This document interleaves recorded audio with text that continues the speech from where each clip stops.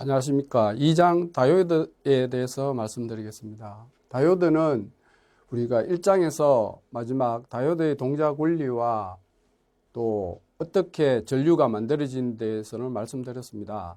그래서 이 다이오드를 이용해서 우리가 응용할 수 있는 어떤 소자들, 그리고 그거를 가지고 회로를 구성했을 때 어떤 동작이 되는지에 대해서 한번 말씀드리겠습니다.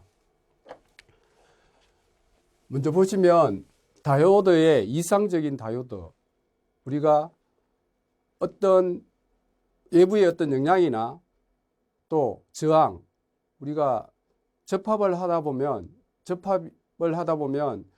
저항이 발생합니다. 내부 저항이. 그 내부 저항에 의해서 드랍이 생겼죠. 그런 드랍의 어떤 영향들, 인풋 저항에 대한 영향을 없애고 우리가 그런 모든 외부에나 내부에 어떤 영향이 없는 어떤 이상적인 다이오드에 대해서 말씀드리고 어떻게 동작하는지, 그리고 접합 다이오드가 됐을 때 우리가 내부 저항에 의해서 0.7V가 드랍이 됩니다. 그래서 그만큼의 드랍을 하고 아웃풋으로 그 전압이 나오겠죠. V0가. 거기에 대해서 말씀드리고, 그리고 그 다이오드의 실제 다이오드가 동작하면서 나타나는 순방향 특성에 대해서 말씀드리면서 어떻게 모델링 할 건지 거기에 대해서 말씀드리겠습니다. 그리고 역방향, 항복 영역에서의 동작, 즉 제너 다이오드의 특성을 가지겠죠. 거기에 대해서 말씀드리겠습니다.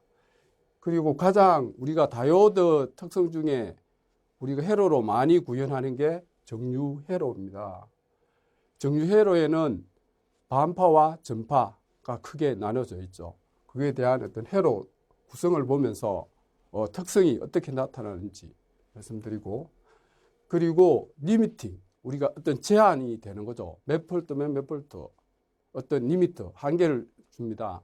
그래서 어떤 경우는 우리가 윗부분에 우리가 리미터를 주고, 어떤 경우에는 전체적으로 리미터를 우리가 아래와 위 두 부분에 대해서 우리가 제한을 두는 회로, 그리고 클램핑 회로에 대해서 말씀드리고, 마지막으로 우리가 특수 다이오드 중에 우리가 일반 다이오드가 있겠지만, 우리가 어떤 영역은 일반 다이오드는 성형 영역에서 동작을 하죠. 액티브 영역이라고 그래서 동작하지만 그 동작 원리를 항복 영역에서 우리가 특히 이제 제너 다이오드가 되겠죠.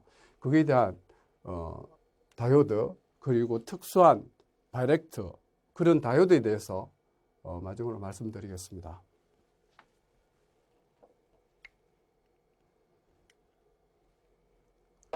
우리가 다이오드의 어떤 일반적인 기호를 보시면 아노드가 있고 캐소드가 있습니다. 방향이. 그래서 플러스 쪽이 우리가 아노드라 그럽니다. 그리고 마이너스가 캐소드. 그래서 왼쪽에서 오른쪽으로 이렇게 다이오드가 동작하게 되는 거죠. 그런 기호를 가지고 있고, 다이오드는 우리가 앞에서 접합 다이오드라 그래서 우리가 이런 형태를 가졌죠.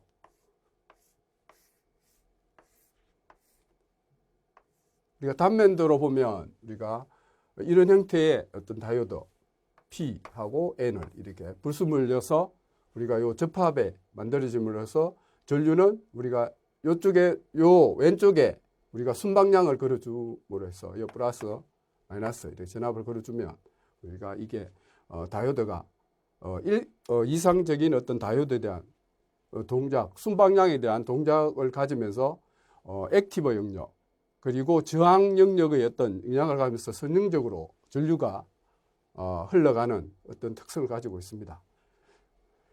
그렇지만 여기서 이상적인 다이오드라고 이야기했으니까 여기에 있는 접합에 대한 나타나는 어떤 드랍, 우리가 일반적으로 나타나는 접합에서 0.7V의 어떤 전압이 드랍되면서 나타납니다. 그래서 인풋이 들어가면 아웃풋에는 0.7V가 드랍이 나타나는 거죠.